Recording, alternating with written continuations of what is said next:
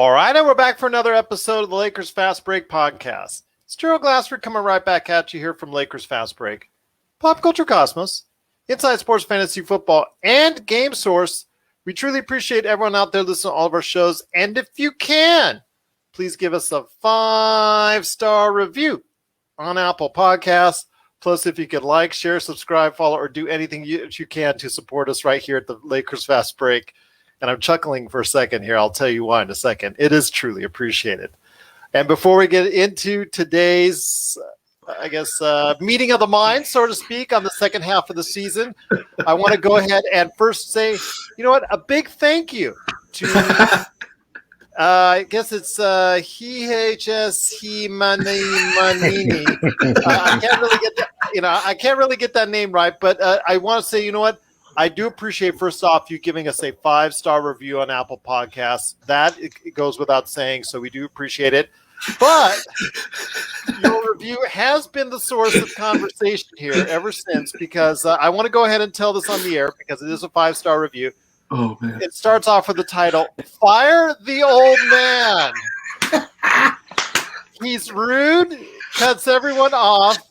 He has Skip Bayless-esque.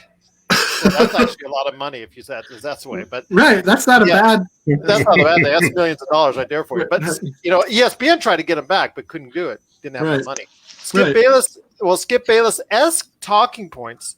He's dragging all of us down. Cut him loose. His boomer opinions are not congruent with the rest of the cast, which is true, and I will give you that. and he's rude about establishing his opinions. Well, yes, he is rude. He is a little overbearing, but the fact is he is 78 and he can't hear any but one of us when we talk half the time. So that's okay. We're patient with them. I don't think he's rude.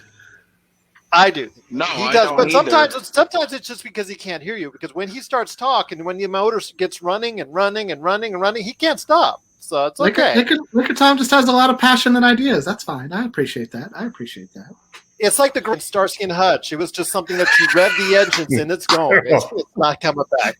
But it says, no room for him. Trim the fat. Fire the old man.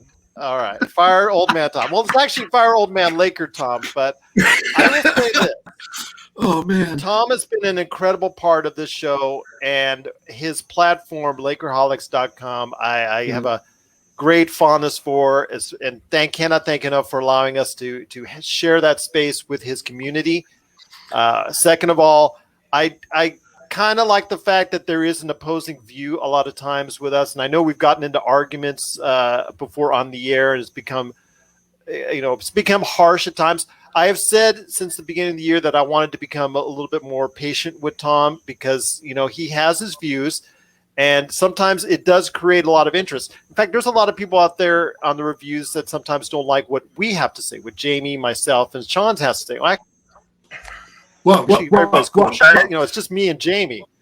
I've read you've let us before. Sean hasn't got it. He's good so far. Yeah, maybe on historians might actually get him, but because since he's our historian here. But I will say this: I do appreciate again the 5-star review and your comments.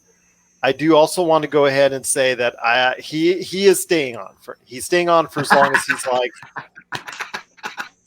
I just am going to be a little bit gentler with him in the future because I don't want to be the one like. There were times when I was seriously scared I was going to put him 6 feet under, that I would be the cause of it. Ooh. And that we would all have to go to LakerTom's funeral, and that the MagicMan and Jamie would be standing beside me, both giving me the evil eye, and I'll say, What? I'm sorry. Jared Dudley is not the best 15th man in the league. So, you know what? I'm being a little bit gentler, being a little more patient. But, yeah, LakerTom is who he is, and that's why we love him here. He does have a differentiating opinion, and that's fine because I don't always want a show where it's, okay, I agree, you agree, I agree, you agree. It's nice to have an opposing opinion, and LakerTom does love the Lakers. He's passionate about the Lakers. He sees the Lakers in a different color shade of glasses than probably any one of us. He sees it in a way a lot of Laker fans out there on social media see it, as far as the Lakers, really can't do anything wrong. we like to look at it a little bit differently sometimes, and that's why we get into arguments. But again, LakerTom is a valued member, and I do appreciate the 5-star review. And if you don't continue to listen because of LakerTom, I'm going to have to say, I'm sorry. LakerTom is just too great of a part of this program, and I'm welcome to have him aboard. But I do thank you again for listening and that 5-star review. Sean, I know you had a comment before we go into the show. Yes, I did, Gerald. I was going to say, as far as contrarians go, yeah, Tom just gives his opinion. And I think the big it's got his picture in the dictionary under the word contrarian. I just wanted to let you know. Yeah, but I mean, I would say that would be the big difference between Tom and Skip Bayless. Skip Bayless is a character that is under contract with Fox Sports. LakerTom is a real person. That is the huge difference. That is a huge difference. And yeah, right. And we talked, Skip Bayless has said in the review. I mean, Skip Bayless he's actually paid and compensated to think the way he thinks, and whether or not he actually in real life thinks that actually the same way, or all those crazy things that he says, or he just knows it to go ahead and push buttons. Stephen A. Smith is paid and compensated, tens of millions of dollars, I'm assuming, from Disney and ESPN, simply the fact that he is going ahead and saying, those hot takes and whatnot. And yes, LakerTom has his hot takes, just like Skip does, just like we do from time to time. So again, we don't always agree on everything here at the Lakers Fast Break, but again, and I know LakerTom, just because of, again, he is who he is, does take over the conversation times. But again, that's why he is who he is. He's such a great personality, and we are happy to have him aboard. And again, glad to have him part of the broadcast. So, as long as LakerTom wants to say, and we haven't kicked him out, he's going to stay here for as long as he wants. So, you like that, LakerTom? Is that okay? Gerald, you can't put yourself out there unless you're willing to take the hits that come with it. Oh, I always do. I'm glad at least that I got a response from somebody in that particular case. And I will admit there are times when I come off rude. It's the nature of my personality. We may get into that later in one of the discussions that you have lined up for today, and we'll talk about. It's not Jared Dudley. It's not Gerald Dudley, but we'll approach that when it comes at a time. But I would say that what you may not have seen on the show is every time that I have really gotten into it with Gerald, I've apologized afterwards. Same thing with Jamie or Sean. People who may have followed the early days of Lakerholics.com might know that Sean and I used to be at our throats at each other. He's quit the blog probably a half a dozen times, and I picked him off a half a dozen times. But, I don't hold grudges. He doesn't hold grudges. We've become great friends in the last few years as he's matured. And as I've I like that shot there. Mellowed. The one thing I would object to is this constant attack on us old people. And I am not 78 years old. I hope to make it to 78. I hope to make it to 78 someday, but I'm definitely not there yet. Well, you're 77 or 78? Thanks for the support. I appreciate it, and I will try not to interrupt everybody. Are you 7? Wait, let's clear this up. Are you 77 or 78? Neither. 76. Oh, gee, I was so far off. So excuse me for 2 years. That's a long time. When you're 76, man, every year counts. It's a lot more than you think. I'm a quarter century behind you. That's still not too far away. So, my dad lived to be 101, so we'll see what happens. Yeah, and believe me, I want to make sure I keep you on that course. That's all I'm going to say. But I tell you what, it's going to be a great episode we've got for you today. We're talking about a lot of things going in as we head into the second half. NBA games have already started. The Lakers are heading into a game on Friday against Indiana, so we're looking forward to that. But we wanted to go ahead and touch on a couple topics today as far as it's concerned. And first up is the Lakers themselves. Before we get into the whole buyout market, the whole trade market, I want to go ahead and talk about the Lakers themselves and where they stand heading into it. They're 24-13, third in the Western Conference, as I mentioned previously on our great podcast that we had on Saturday, which you can hear now on the Lakers Fast Break channel. They're 24-13, heading into the second half of the season. The schedule doesn't look that favorable for him. But again, this is LakerTom style because you're going to get a lot of challenges coming up in the way. And as you ramp up your own play, they're going to get some challenges as it gets closer to the end of the season. But Jamie, I'm going to start off with you, my friend. What are you looking for as far as what the Lakers need to do, and what position do you ultimately think they're going to be in when they finish the regular season? Not talking playoffs, because I don't have that discussion right now. It's too early for playoffs discussion. I agree. I would say they're going to be probably right about where they are. I think it's going to be difficult based on the strength of schedule, based on the number of back-to-backs we have, based on the fact that I expect us to – I mean, if AD and LeBron are healthy and play all the games, I could see us climbing up to second.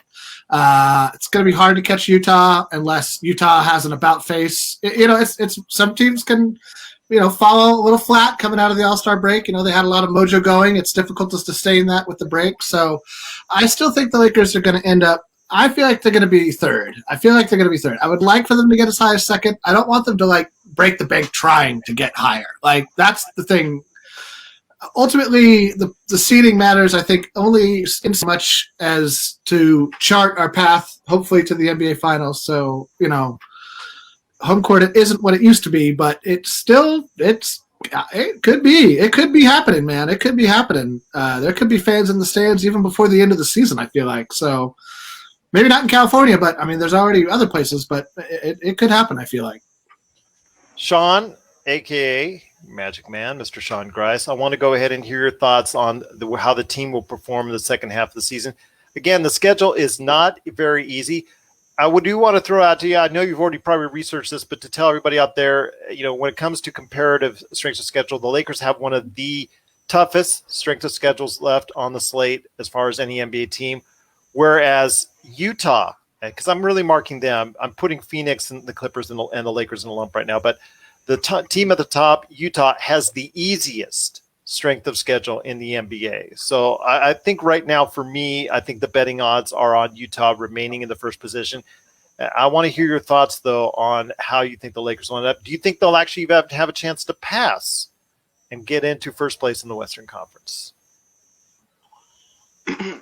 Gerald, in a condensed schedule like this, there's a possibility of Utah dipping a little bit, maybe losing 5 of 6 here, maybe 7 of 10, and you see the Lakers kind of sneaking up there. It reminds me similar to the 2007-8 season when Charlotte and the Lakers were battling for the top 2 spots. The Lakers ultimately got the first spot. Charlotte got the second spot. They played the Spurs, ended up losing. That was a big upset. So I think something like that is bound to happen in this West. From a historical perspective, here's what the facts tell us. So since 1947-48, they've handed out the trophy. In the 73 years, 71 of the champions have either been a first, second, or third seed. There has only been 2 teams who have not been a top 3 seed that won the NBA championship. The first one was the Boston Celtics in 1968-69. They defeated the Los Angeles Lakers, unfortunately for us. And the second was the Houston Rockets, who were a 6 seed, who ended up upsetting the favored Spurs and went on to defeat if I'm not mistaken, I think it's the Knicks. The Knicks. Or was it Orlando or Knicks?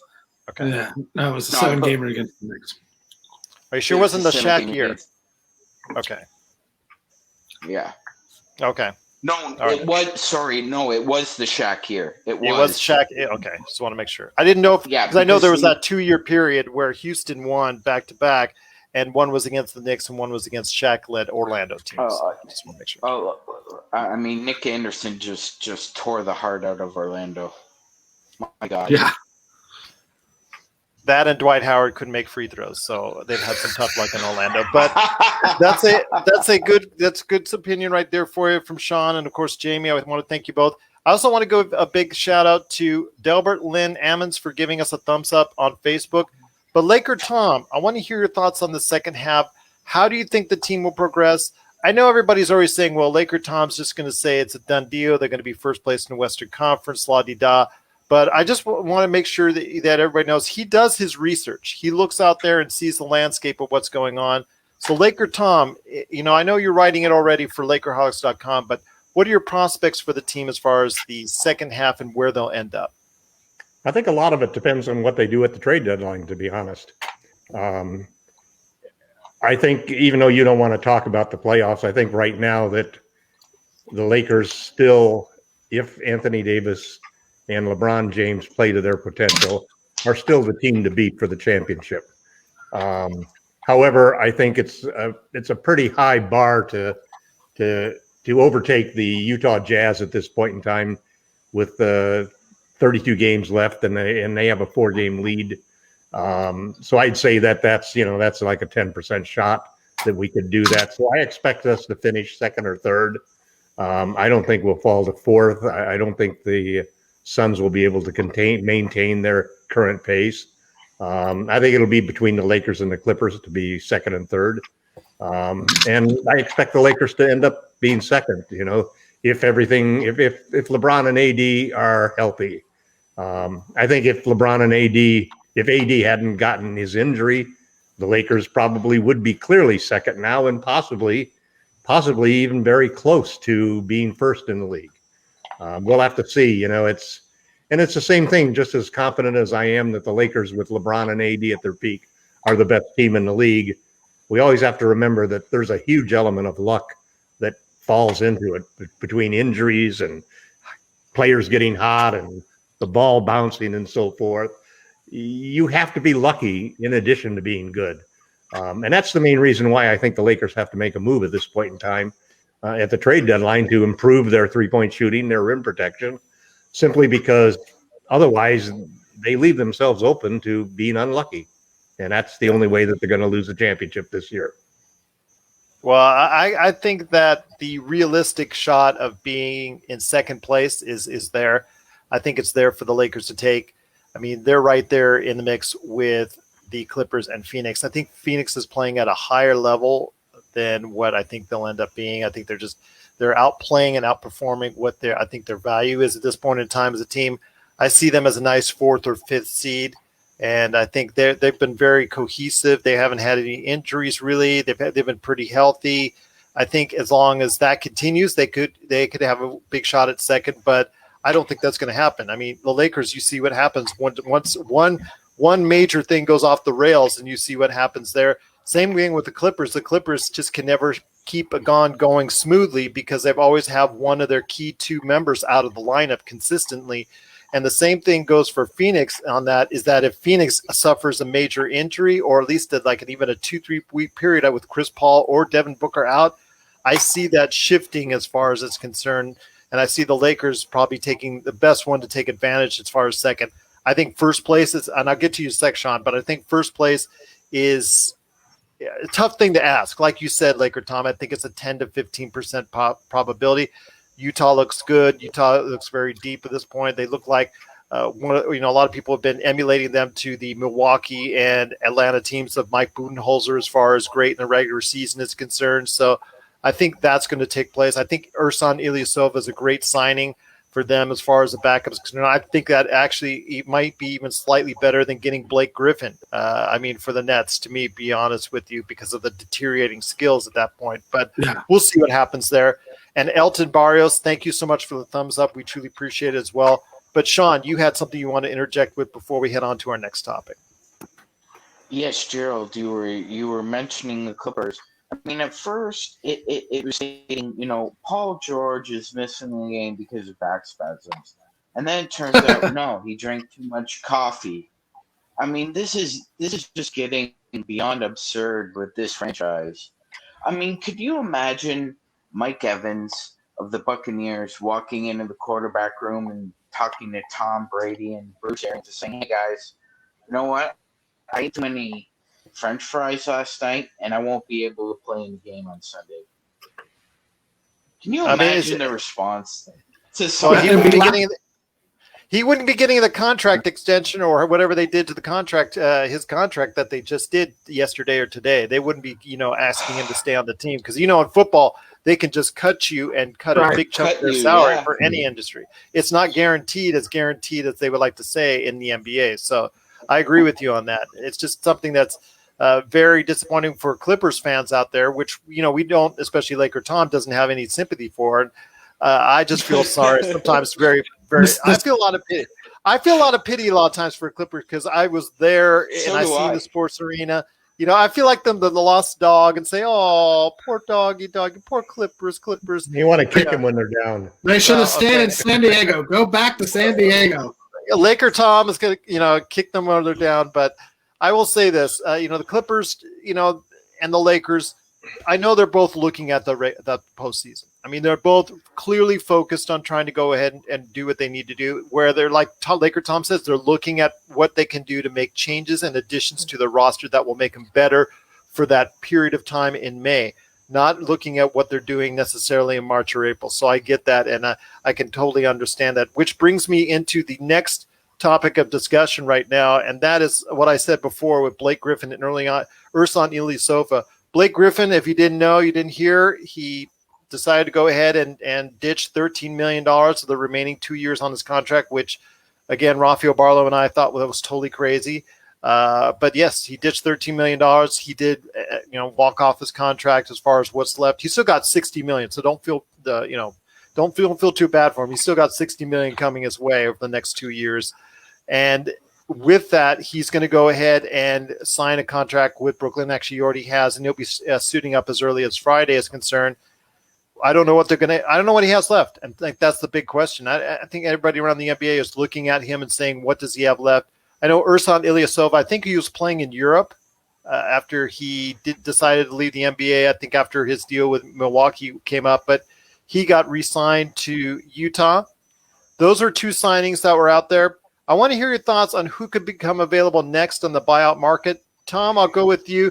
And would they be heading to the Lakers? I know the big name is Andre Drummond out there, but I think the Cleveland's just going to, as I hear from the guys at ESPN, they're all commenting and saying that they're going to hold on to him as long as they can for a trade. So I want to hear your thoughts on who will be on next available on the buyout market next, and would they be heading to the Lakers? There seems to be a lot of optimism from the Lakers front office, or at least that's what people are perceiving, that Drummond might be really interested in the Lakers. I think they forget that, Rob Pelinka was his agent. He fired Rob Pelinka. And also, he's always been good friends with Anthony Davis. But I think that he's likely to – I don't think they're going to be able to get a trade. So eventually they're going to buy him out. He's going to work. He's got $28 million on his contract. $28 million. So it's going to be hard. And he's a free agent too. I mean, you trade for somebody for $28 million and you can't even be sure you can sign him. I think the only realistic one that could do it is Boston. I think the Lakers are holding out. Lakers are holding out for him over Boogie. And I think that he'll end up going to the Nets, and I think that we'll end up signing Boogie. And I like that deal for the Lakers better simply because Boogie can body up against some of the other bigger players that will meet in the playoffs. He's not the defender that he used to be, but he's a volume three-point shooter, can shoot 35% and take 6 or 7 threes a game and not at all be worried about that. He will become the highest volume three-point shooter that we have on the team.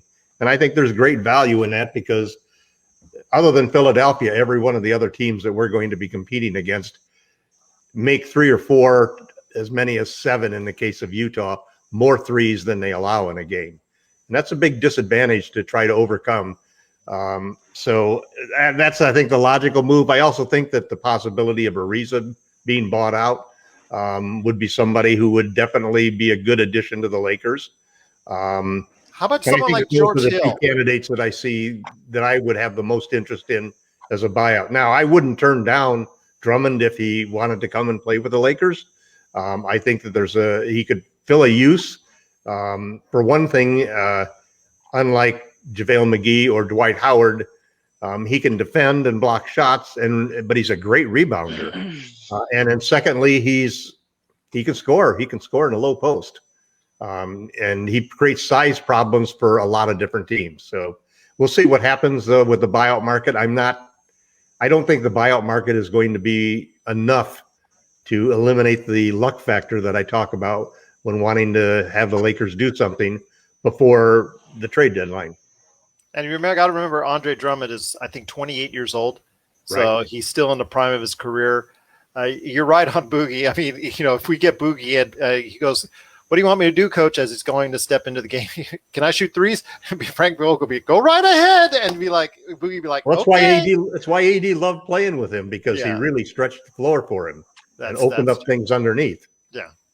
But that was a different Boogie. I don't know if that Boogie's ever come back. Well, He's only had one game this season where it was Boogie-ish like with the Houston Rockets. But Sean, I know you, before I hit it to Jamie, did you want to say something? I know you had your hand up. Yes, thank you, Gerald. The historian in me again. Let's flash back to 2012, I believe. It was around this time. Baron Davis is on the Cavs. LeBron's trying to march to his first championship. And Dan Gilbert calls Baron Davis up to his office. Baron's really surprised. He's like, the GM doesn't know. They're like, Dan wants to talk to you. So Gilbert basically tells him, "I'm not letting you out of your contract, because if I let you out of your contract, you're going to sign with the Heat, and LeBron's going to march his way to a championship. So you're going to sit on the bench and run for the rest of the year." I could see him doing the same thing with Andre Drummond, even though LeBron did win him a championship afterwards. But, I mean, it's just the cold-hearted prick in Dan Gilbert that you can just never trust as an executive in the NBA. Well, there's still a very real possibility that Brooklyn might get Andre Drummond's services. There's also talk of Milwaukee. There's also talk of the Clippers. If he becomes on the open market because he's the best rebounder in the NBA or very close to it. In fact, statistically, he was the best in the NBA for this season. He was. He is going to be someone who is very desirable out there in the open market. I mean, I hear the rumors right now on ESPN that LaMarcus Aldridge is available. Yeah, he can shoot threes, but he's not going to be able at this stage, or at least hasn't at this stage been able to give you much else. He reminds me a lot of Blake Griffin in that sense. Is you really don't know what kind of individual you're going to get with the diminishing returns that's out there. But Jamie, I want to hear your thoughts on this. I mean, is there anyone on your lookout for as far as it's concerned? I mean, I said George Hill might be a possibility, although I think he's probably going to get traded. He's still probably someone that you can get picks for. I think there's, again, LakerTom suggested Trevor Ariza, obviously Drummond and Boogie. Boogie's out there right now for anyone to get at this point. So who are you eyeing right now on the buyout market? I mean, the buyout market's so hard, right? Because, once a guy's been waived, Cousins has been on the open market without a team for going on a month now, right? 3 weeks, a month, Yeah. Something like that. And there's nobody – either he's waiting and there's nobody coming after him, or there's nobody coming after him because of how poorly he played in Houston, and I understand that. I'm a huge Boogie Cousins fan. I want Boogie to be a Laker. I want him to bring it back to the Boogie that I love to watch, but I acknowledge it's unlikely to ever happen. If Andre Drummond is actually bought out, that will be astounding, because he wasn't just the best rebounder this year. He's among the best rebounders every year, pretty much since he came into the league. The dude boards in a level that is uncommon in the modern NBA, and it speaks to the devaluation of the big man on the court that has kind of occurred with the 3-point revolution, which there's pros and cons to that. Because at some point you get to this point in the playoffs where you need a big man. Do you need a big man against a team? No, you don't need a big man against every team anymore. But when you have a dominant big man, as the Lakers do, we have one of the most dominant. Everybody likes to think Anthony Davis is some sort of small guy. Dude is not small. He's a big man. you have to.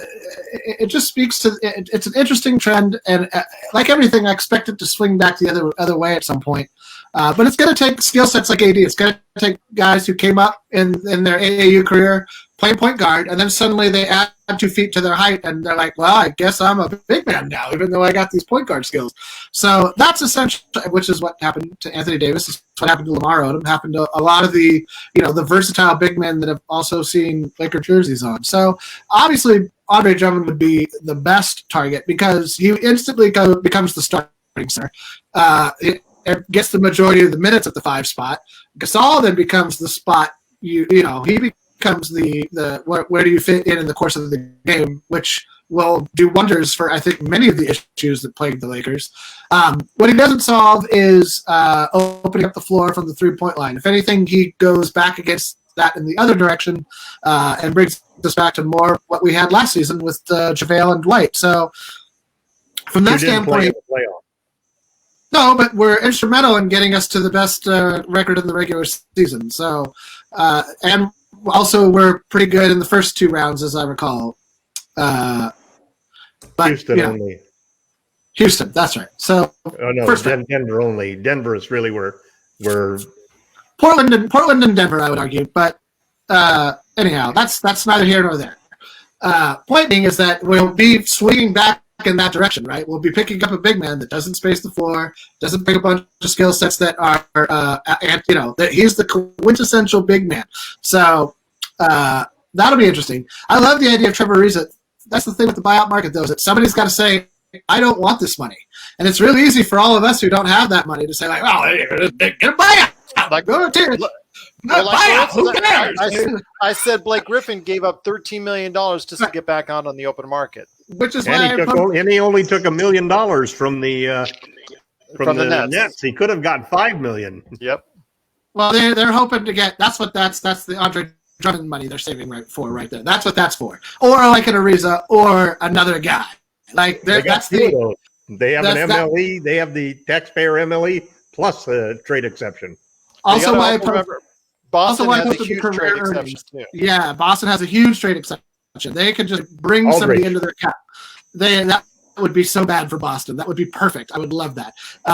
That's why I posted the Blake Griffin career earnings on the thing over there. $227 million.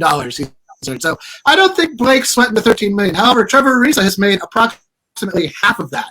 So suddenly $13 million looks a little more important. And I don't think anybody here on this podcast is going to be like, $13 million, pshaw, I'd love to go to Brooklyn. Like, no, that's not how most people's minds work.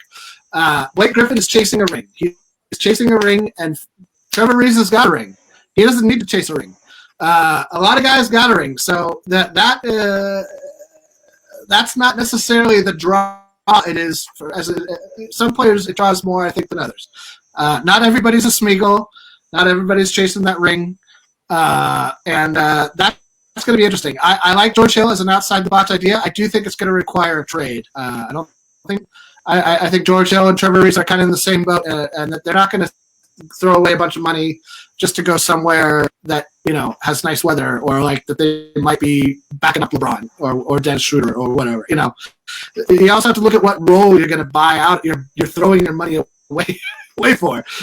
So the buyout market's a little tricky for me. I often don't hope guys accept waivers because they've worked so hard to get to a point where they can make a lot of money doing this thing that they love. It seems to run counter to the idea of just saying, like, well, I don't need that money. But but yeah, we'll see how it happens. I just wanted to go ahead and say, Sean, I know you were raising your hand again. So what you had before we go ahead and to hit up on trade possibilities? Right, just some closing thoughts on the buyout market, free agency there, Gerald. A name that was floated around to begin this season was Dwayne Dedman, and he remains on the couch right now. And while he had a lot of skills that would make him a rotational player in the NBA, like you and LakerTom and of course Rafael Barlow and Tim Legler and others have mentioned, his medical is a huge red flag. He's had an avulsion fracture. He's had stress tibia reaction problems. So this is a player that unfortunately, like a Larry Hughes who used to play with LeBron, just has an injury history where if you nick him, he could be out for 12 weeks. So I think it's very important looking forward, if the Lakers do find a big man, that their medical is pristine, clean, that you don't have to deal with those injuries like we're seeing with AD. And unfortunately, Marc Gasol has shown himself to be like a really slow caveman so far. Well, we'll see what happens there with the buyout market, but there's also the trade market, obviously. And I know we did talk about Boston real quick, having that huge trade exception that they have for the Gordon Hayward deal as far as it's concerned. And I know some other teams have an advantageous trade exception as well that they have to, and in some cases, finish up by the rest of the, by the end of the month. And if they don't use it, they'll lose it. So that's something to be aware of there. I want to go ahead and ask you, Sean, on this. Interesting trade target that you think the Lakers have a possibility of getting. I mean, we know about the availability of guys like THT, Kuzma, KCP. You have Caruso. As far as their names have all been tossed in the trade rumor market, and I know that's something that I think a lot of people are looking at, saying, you know what, take some of this, take some of that. We don't have much in the way of draft choices, but I want to hear your thoughts on a possibility on a trade target that you think is a good possibility the Lakers can get. That's correct, Gerald. We don't have the picks to trade, but so we have to look at secondary options, right? So you look at teams that have cap space moving forward, and two interesting teams are Houston and Charlotte.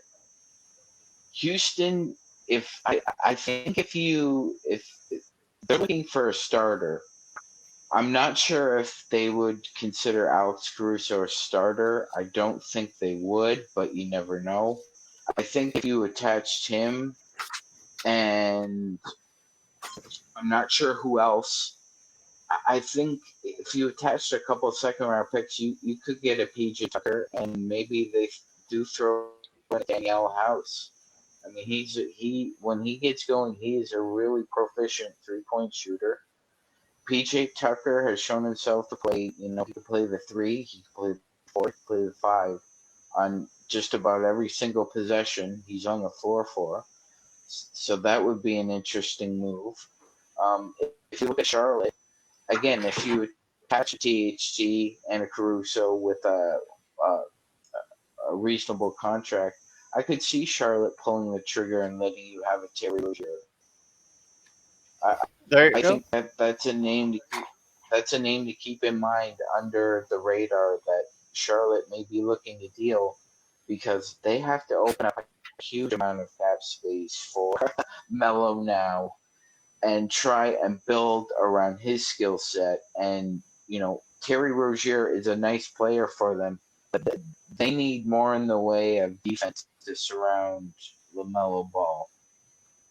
I agree with you on that. They're a very guard-heavy team. When Devontae Graham comes back and he's healthy, now you've got a situation where you have 4, possibly 5 guards deep in Charlotte, and you've got Malik Monk, who is now, after so many years of being considered a draft bust, is finally exploding out there as a 6-man type of deal that I'm not sure that they want to now get rid of because he's playing so well. But then again, Devontae Graham comes back.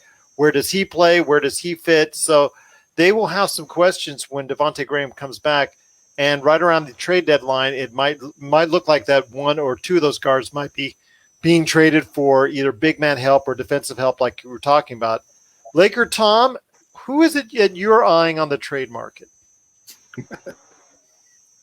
Well, I'm eyeing almost everybody who's out there, to be honest with you, Gerald. I know. Well, you're the man of many trades. I have, some of them are good. I'll prioritize the trades that I think are really important. My feeling is that the Lakers definitely need to have a third superstar. You don't want to go into face the Brooklyn Nets with their 3 superstars with just 2 superstars, because you'll be playing the whole game 2 against 3 or 1 against 2. So my top priority probably would be Victor Oladipo. And primarily because and the reason I'm choosing him over the other guys that I'm going to mention is that he's a guard. And right now, if we go in with KCP and Dennis Schroeder, we're going to give up 29 points per game against Kyrie Irving and James Harden. That 29 points is almost an insurmountable number to really go in and try to make up with it. So he's probably at the top of my list. And he's definitely going to be traded. And I think I've watched the videos of him and I've looked at his stats. The only thing that is subpar at this point in time really are his shooting percentages. And I'd love to see how those percentages would work out as a third option on the Lakers. The other guy that I love and I think is a real under the radar opportunity is Miles Turner. Miles Turner is the perfect modern center. He can block shots. He's quick enough to defend small men and switch, and he shoots threes. He would be the perfect player to play in the front court with Anthony Davis. And he basically, the whole situation at Indiana is that they have not been able to be successful playing Sabonis and Turner on the floor at the same time. It's really deteriorated month by month, and they need to put Sabonis at the 5, and they need to trade Turner because he's making a starter salary. So he's the second one. And then the third one is not as good a guard situation as getting a young player like Oladipo, who's only 28. But the word is that Kyle Lowry may be traded from the Raptors. I know Sean's shaking his head, but there's been a lot of talk about him. There's been a lot of talk about him. Well, it's up to Kyle. I think it's more situations up to Kyle because it's such a face of the franchise. Yeah, go ahead.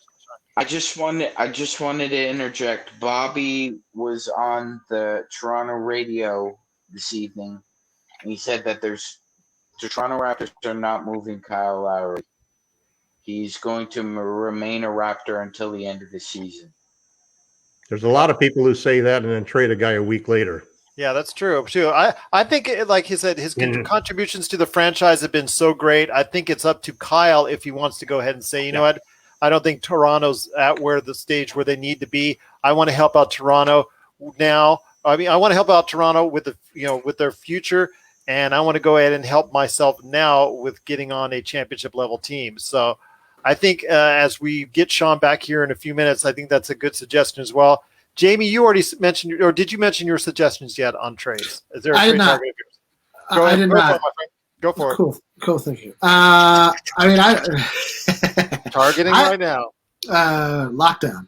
I think that, for the trades, the players that I want to trade are players everybody knows we want to trade because they're going to be hard for us to hold on to the offseason.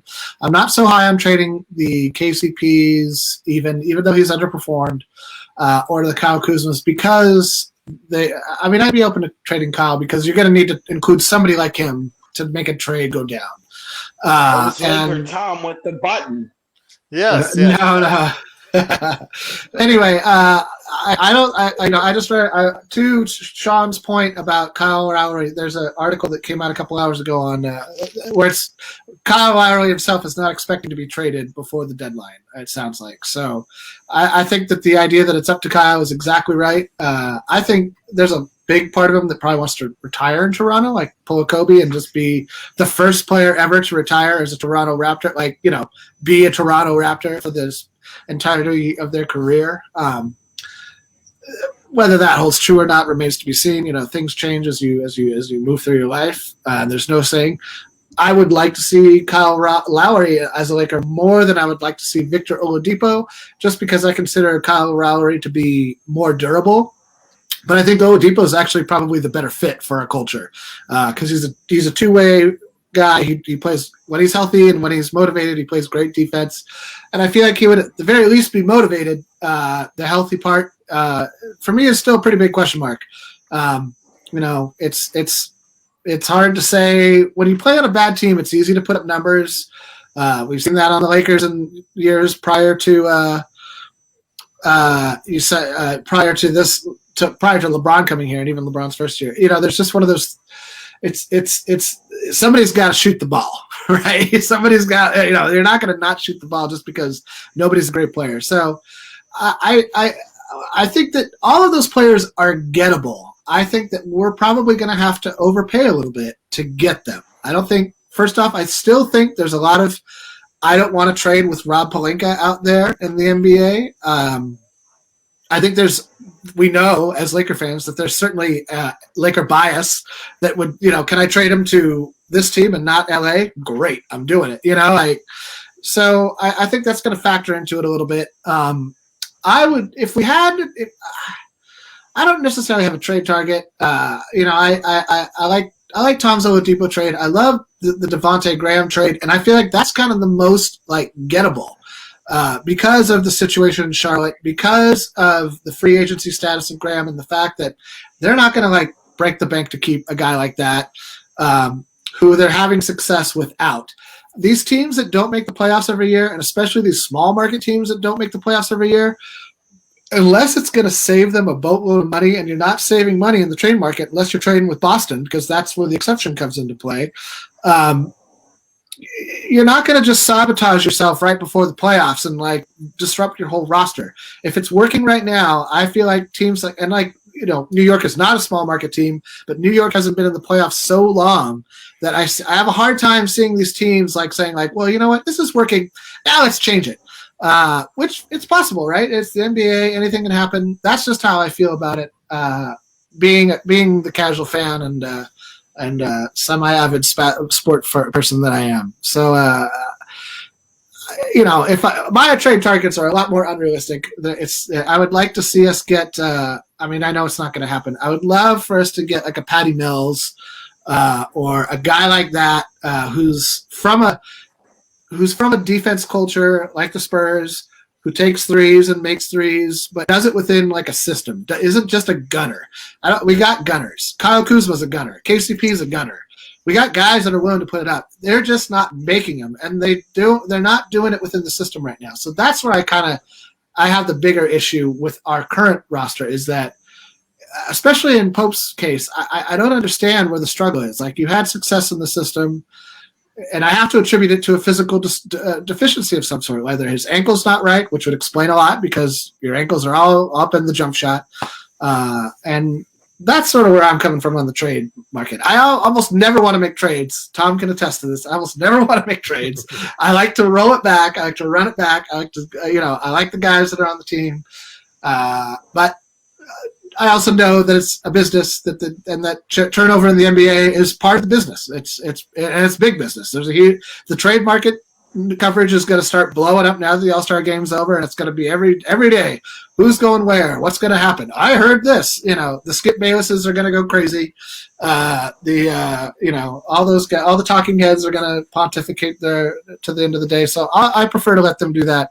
I'll be curious to see. I'm a little more curious to see what happens on the buyout market. Well, there you go. But I think first off, when you talked about San Antonio, and I'll get to you next, Sean, is that when it comes to San Antonio, I said earlier this season that I thought they should look at one way or the other. And it's definitely now what they're playing. They're in the top 8 right now as far as it's concerned. So they're not going to trade Patty Mills. Yeah, they're not going to trade Patty Mills. I think also DeMar DeRozan's going to stay because he's playing at an all-star level. I think, you already hear LaMarcus Aldridge rumors because they think, they can get something for him and they can get rid of him and it really won't hurt him because, he's not played a he's great not playing. time. Yeah. No, and same thing with Rudy Gay. I think Rudy Gay either will be traded or be on the buyout market because he's someone that fits along those same parameters who can still play decent defense and shoot 3-pointers. I'd be cool if Rudy Gay got bought out. I'd be cool if the Lakers made a move for Rudy Gay. I'd be fine with that. I just don't see Mills and DeRozan being traded I once did. I mean, when the Lakers went into San Antonio, beat them 2 straight, I think that was the time where they were really on a down part of their season. But they've managed to go ahead, and Popovich has weaved his magic into using that young lineup to go ahead and believe in themselves, and they're now playing at a level that's playoff level. So obviously you have to go ahead and play from there. Go ahead, Sean. I want you to go ahead and touch on whatever you need to touch on before we go ahead and finish out our great conversation right here at the Lakers Fest. Yeah, Gerald, I was just going to piggyback off what Jamie was saying. Another option in the trade market you see over the years has been the disappointments trade. This guy disappointed for this team, is traded to that team for a guy who disappointed for them. And normally what happens is one of those players finds a way to click in a new situation. I'll give you a perfect example. Mo Harkless. Mo Harkless, before the pandemic, was a coveted asset on the trade market. He was considered a 3-and-D guy, and now he's rotting on the bench in Miami. He can't find minutes on that team. So you could pick up the phone and inquire, maybe you want to trade Wes Matthews for Mo Harkless and give Mo a shot, because in a new situation, I think he could be a shot in the arm. Well, I'll tell you what, that's a good suggestion right there. I was also thinking Orlando. I've said this before, Evan Fournier and also Kem Birch. I think a package for those two might help out the Lakers, not only on the defensive end, but get LakerTom somewhere a little bit closer as far as an individual in Fournier who loves to take threes. So that might get them a little bit better as far as volume threes are concerned. But Jamie, you had one thing you want to interject before we Just a quick thing. LaMarcus Aldridge is officially not returning to the Spurs. They are working on a trade for him, so that's or a buyout. Boston. Yeah. According to reading the article, it sounds like they don't want to do a buyout. They want to do right by LMA. I would imagine he would go to Boston at that point, because you basically just have to say, like, give us that guy who doesn't with that $20 million. Well, but wait, hold on. When you say a buyout, you don't necessarily have to give up money. I mean, it could be right after the trade deadline, and you just go ahead and say, you know what, we will pay you off for the rest of your contract. Sure. And now you go. Right. So that's what happens. That's what I'm talking with LMA. If they can't get a deal done, he might be gone by the buyout time. Anyways, they don't have to pay. He doesn't have to get back a dime, and he could still be traded. If people don't see his value, it's just a matter of right now. But only to a team that's got space. Only to a team that's got space. Yeah, and I mean that's or true. A trade exception. Yeah, or your trade exception. But it's all dependent on right now how you perceive LaMarcus Aldridge at this point of his career. So none of you guys, he would help Boston really as an anemic center. Yeah, something like that. But can he still play the 5? We'll have to wait and see. But Tom, go ahead before we head on to the. None of you guys seem to feel like the Lakers need. Man, that's why I differ dramatically from you. Right now, if you look around at the power rankings, almost everybody has the Nets above the Lakers. There are some of the power rankings that actually have the Lakers down at like 7th or 8th or 9th. And it for good reason, because we've shown that we've got two major flaws. We can't shoot the 3, and we can't protect the rim. Now that's, when you look at those two things together, those are pretty big flaws. And they aren't going to disappear with the existing team we have, because the only way they're going to improve their 3-point differential is to shoot a lot of threes.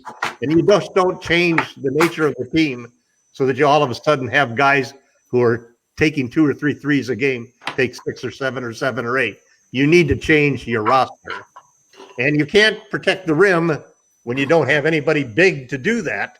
Yeah. So you still need to change the roster. So my whole position is that the Lakers will make a trade. They will do everything they can to fill those 2 holes, because they know that Brooklyn, everybody probably but the Clippers, who have sort of said that they're going to stay with what they're going. Everybody else is going to be looking, and there's going to be a lot of action between the teams. Denver's going to get somebody. The Jazz are going to get somebody. All of these teams, Philadelphia is going to get somebody. The Nets are going to get some more help. So the Lakers can't stand pat, or their odds of winning a championship are going to decline. Sean, go ahead real quick, because I really want to touch on this last subject, because I know we have to run real quick. Go ahead.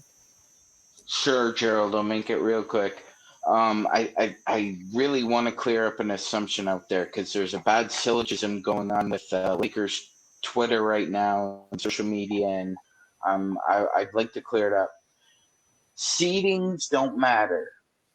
Then it was seedings matter because AD is hurt. The problem with that theory is what Tom was talking about. People assume that James Harden is going to be something different than what he's been in the playoffs. He's been a disappointment in the playoffs. and he's fitting in well with that team. But stylistically, he hasn't changed anything. And I feel the same way you do, Gerald. I don't see a big difference. I see maybe the Nets taking the Lakers to a 7th game in the NBA Finals if they met. That's a distinct possibility. But I don't see this team defeating the Lakers in a matchup. Well, we'll see what happens. I'm not assuming that Harden is a point guard now, not a shooting guard on that team. It doesn't matter on that team. They're all the alpha A1. They're A1, A2, and A3 in the steak sauce aisle. Yeah, and I know Philly and Milwaukee will also have something to say about it as well. I know Jamie's leaning towards Philly at this point in time. I'm still leaning towards Brooklyn, but we'll get into those discussions as it get closer to the end of the season. I think we'll really have some in-depth conversations. But before we head on out, so I know we got to run real quick. And first of all, please check out the great and awesome articles that LakerTom has at LakerHolics.com and also his Medium.com site. 5 great things from Jamie Sweets also is there on LakerHolics.com. Check out also, and please be part of our Facebook group, Lakerholics. Be part of the conversation today at LakerHolics.com. As also Sean Grice, a.k.a. MagicMan, also does a ton of stuff, articles galore, historian galore at LakerHolics.com. But before we head on out, I really want to touch on this subject, and that is this. And this is not only ongoing and should stay ongoing as far as the league's concentration on helping out the Black Lives Matter movement, as far as going ahead and fighting for racial equality. But we've seen in the past couple months, and I know LakerTom and I have discussed this off air, is the growing trend and the growing problem of the rise in, hate crimes and hate material and hate things against the Asian American individuals in this country. And I'm just really, it just irritates me to no end, just like it did last year. And I was very emotional last year as far as discussing how, the issue of the Black Lives Matter movement, how important it is to, and it should be to everyone out there, that we have equality in our world. This goes no less unabated. But MagicMan, I'm going to start with you, and I'm going to close it out with LakerTom after Jamie. Real quick, MagicMan, your thoughts on if the NBA should do something similar, and as well as they're keeping on with the Black Lives Matter movement and keeping on with that message that they should continue to send out as far as the things that they need to do for the African American community. But I also think they need to send out messages for the Asian American community as well. Absolutely, Gerald. I'm not violating any laws here, but unfortunately, I have been to a couple calls where an Asian man has been assaulted, and it's been a hate crime. It's that simple, and it's abhorrent. Makes me sick. I saw a recent report on CNN that showed the brutal assault of a couple men who were just minding their own business.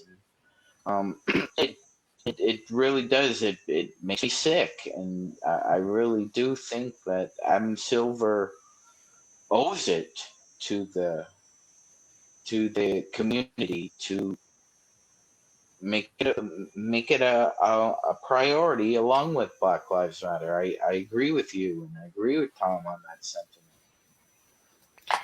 This is something, Jamie, I want to go ahead and say, this is something we were on as much as we can. And, you got to credit the NBA at that time. They did a lot towards it. I still think they could have done more, and I still think they can do more today. And they are doing some things that are stepping in those directions. And I do want them to do more as far as for the African-American community out there, not to mention the fact that there's only less than 10%,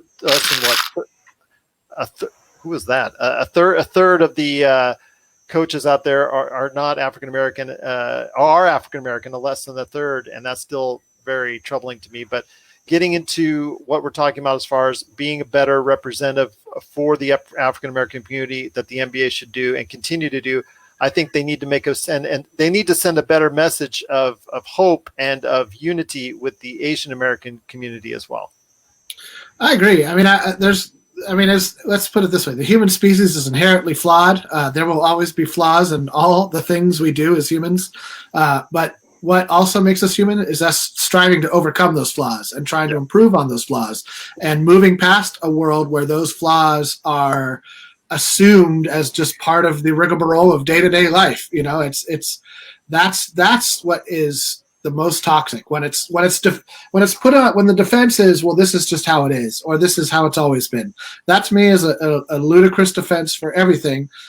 Tom used to argue vigorously that the idea that the 3-pointer is more important just because it's always been a 2-point game was one of the things that, you know, I think he argued about it for about a half century. It's kind of, a lot of that logic is borne out. And so, you know, there will always be something that holds our societies back. A shout out to Jeremy Lin, not just for like having the courage to speak up about it, but also for like honoring the NBA code, like not angering the basketball gods, being like, you know, being a part of the NBA brotherhood and saying like, I'm not going to throw whoever it was under the bus. Like, that's not who I am. I have a lot of respect for that. Some people might look at that as like, maybe he's hiding or like whatever. I don't think that's what it is. I think he's being a stand-up guy and being the bigger, better human, the bigger man, the better human. And I you know, I have a lot of respect for that sort of thing. And I have no respect for anybody who uses those sorts of just who uses language in that way to take away from other people. Like the human language, when deployed accurately and with positive intent, is such a beautiful thing. All languages are, not just English. All languages are. All cultures are. And this idea that Americans have more than most other countries, not exclusively, but that somehow, you know, there are races that aren't, or there are people who aren't like worth the effort or worth the time or like worthy of even hearing from or is to me absurd. And so I look at what the NBA does as great steps in the right direction. Everybody can do more. Everybody can take it upon themselves to be better in and of themselves, but also to hold their friends and family to higher standards. And nothing's going to change if that doesn't happen. The NBA can do all the great and wonderful things in the universe. It can throw all the money at HBCUs. It can put whatever it wants on the court. It can put whatever it wants on the back of a jersey. It still won't change people. It'll just be showing a great level of solidarity, which I think is important, but it won't be we will be the change. The NBA will not be the change. All right. Last but certainly not least, LakerTom. This is an issue that's important to me because I am married to an Asian woman who is an American citizen, and I also have 2 kids of Asian American descent. Now, I want to hear your thoughts on this. This is really important to me that they live in a world of equality. In an area that you live in of the country that has been stricken hard by this rise in hate towards Asian Americans, I know this is something on a very personal nature for you as well. Well, you know, it's funny to think that Jeremy Lin could be called COVID while he's on the court playing a game of basketball, or that Miles Leonard could use a derogatory term toward a Jewish person. You know, you think that we're making progress, and then you realize that some of these things are just so embedded into our society and such. You wonder why I never raise my hand like Sean does. It's because I was the only Chinese kid in every school that I grew up in grade school. And I heard enough of the Willy Wong, Charlie Chan jokes and got in enough fights that I was never going to be that kid who's the Chinese kid in the back of the room who raised his hand up politely. I went to the front of the room and I spoke up. And that's the way I've led my life ever since. I don't claim to have been suffered from racism the way that many of my black friends have been. But my grandfather came over to this country as a coolie, working on the railroads and sending his money back home to Gold Mountain. And you know, it just really infuriates me when it took me a long time to become proud to be Chinese, to be half Chinese.